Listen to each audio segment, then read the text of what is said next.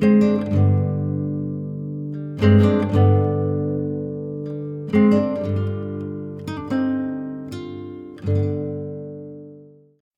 50, The Boathouse. As he placed the night vision goggles back in the shoebox, Azer simply replied, "Okay." They approached the American villa.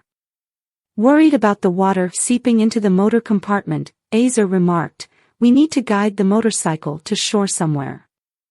Otherwise, if you shut off the engine, the emergency pump will stop with it, and will sink." The professor agreed, "You're right. But without a ramp, it's easier said than done." After a pause, he suggested, "We could lower the bike into the water and then lift it into the boathouse."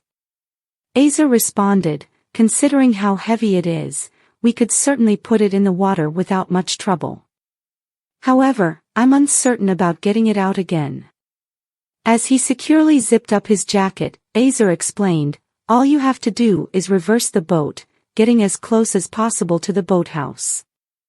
I'll check inside to see if I can find something useful." Despite the pouring rain, Azer left the cabin and passed by the bike. He leaped into the water, squeezed himself on his back under the gate, got into the boathouse, and opened it from inside. In the darkness, he managed to locate a sturdy piece of rope.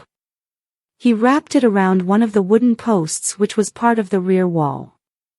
Swimming back to the boat, he firmly tied one end of the rope to the bike and the other end to a hook on the boat. Returning to the cabin, he looked at the professor at the helm and announced, "I've come up with a solution that I believe can work." He added, "I'll probably get to control the motorcycle when it lands. Just move the boat forward slowly, only 5 meters." He raised his open hand with 5 outstretched fingers and emphasized, "Only 5 meters.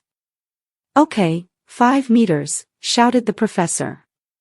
As Azer was closing the door, he added, "Good luck." Unsteady on the rocking boat, Azer walked towards the motorcycle, lying with its nose pointed forward, towards the wheelhouse, and could not be turned around.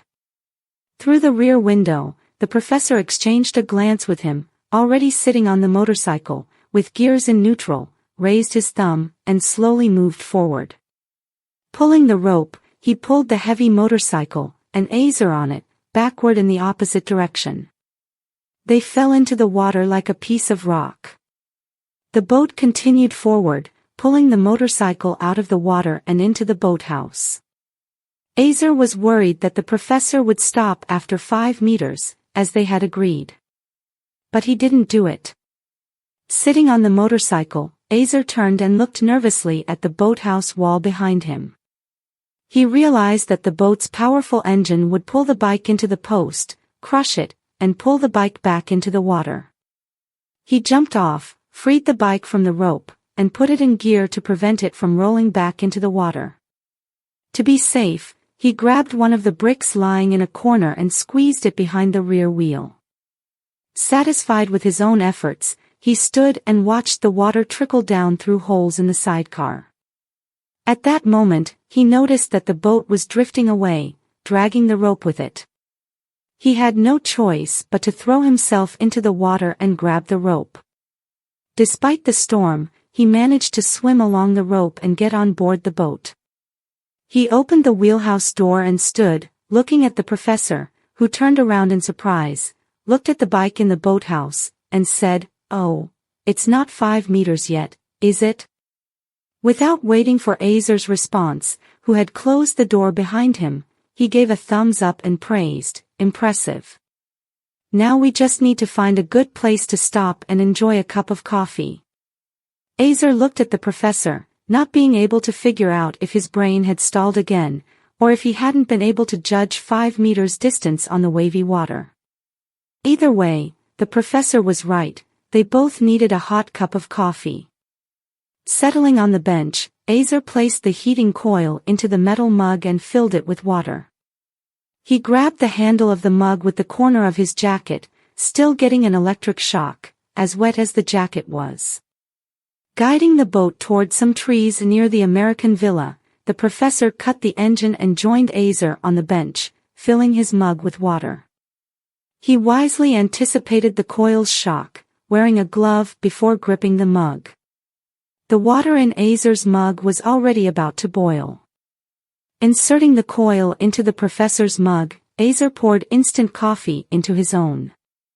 The professor reached for the whiskey bottle next to the bench, held it out to Azer, and asked, "Whiskey?" Azer extended his hand and twisted off the bottle cap, the bottle still gripped by the professor.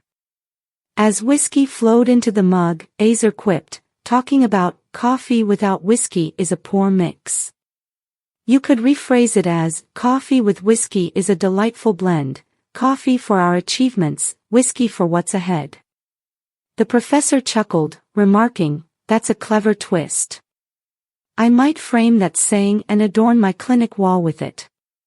With a hint of less enthusiasm, he added, "If Annabella, my secretary, permits it."